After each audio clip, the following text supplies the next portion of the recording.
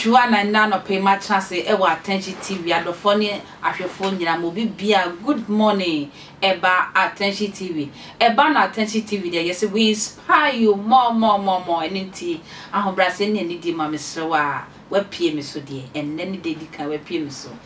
subscribe na like ye programs ni ma se ne be ya adwuma no ebe koso kama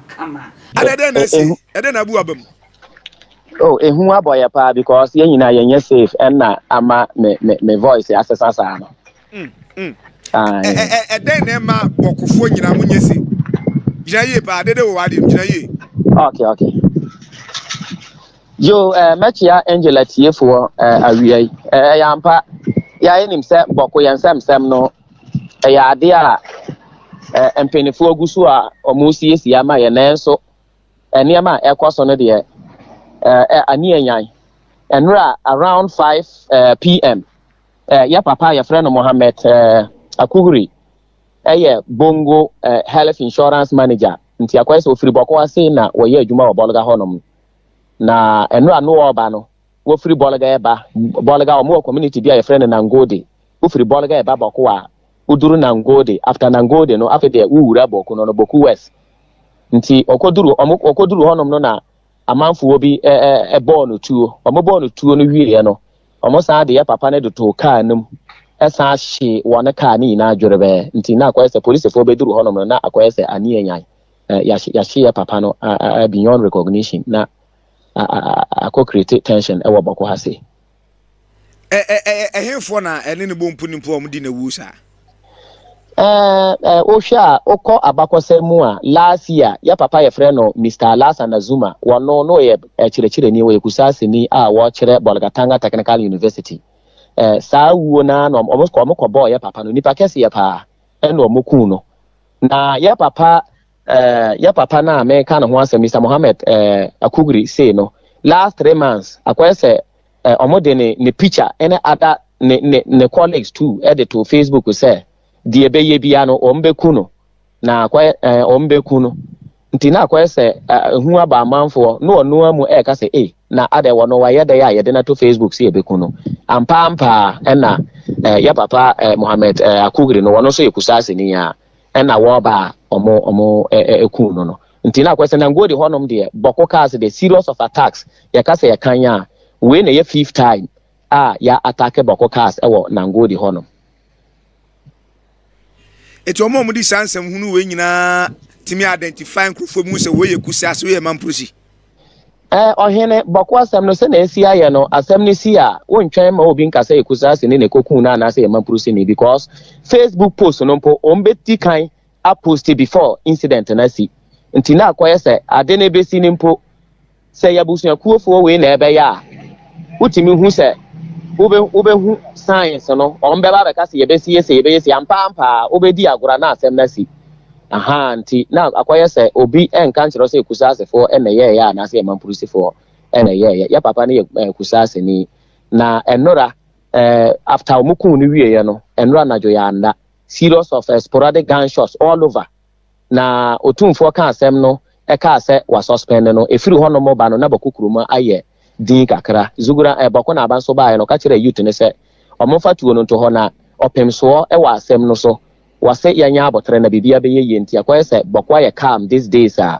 obi adi akwani aba enra ye bako market day obehu bako ne ka se bako na entokwa na ekoso na wonji ndi nenso enra incident na omosa koku papa na esa hye no na ema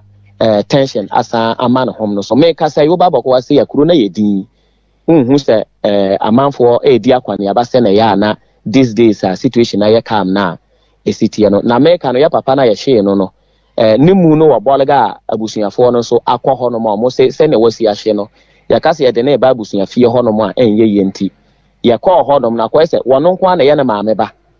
enna ne maame wakọ fan village abesi fie fefefe wo boko ase ede na maame na atum ene ne yere ne namba wafa ne nua mpenifo ne nua nketoa akwese abusua no mu no wono na nyame amane sama yedu kakranti wa ode o maba ebi ko school ebi ko nurse ebi ko training college ebi so basic level GHS primary level omo ko private schools ahodo wa hase nti ye ko honom no me mantimi anjina kura send and Koran see so wine a better or one a better mono.